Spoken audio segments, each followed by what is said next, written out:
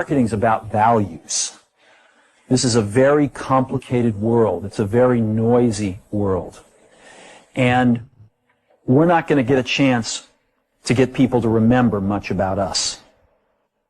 No company is. And so we have to be really clear on what we want them to know about us. The way to do that is not to talk about speeds and feeds.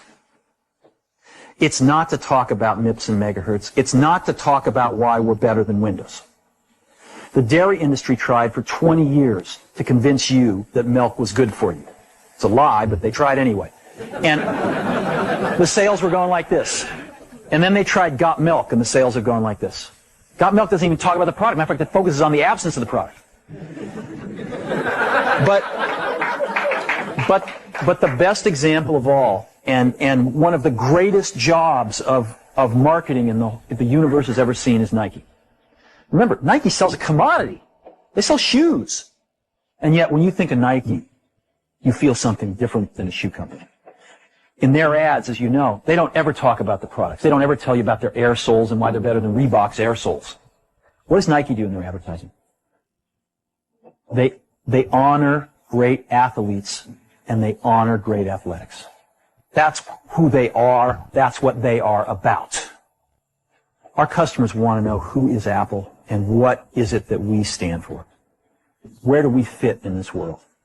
Apple, at the core, its core value, is that we believe that people with passion can change the world for the better. That's what we believe. And we believe that in this world, people can change it for the better.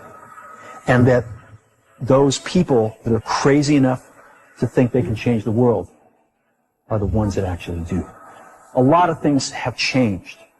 The market's a totally different place than it was a decade ago. And Apple's totally different, and Apple's place in it is totally different. And believe me, the products and the distribution strategy and the manufacturing are totally different, and we understand that. But values and core values, those things shouldn't change.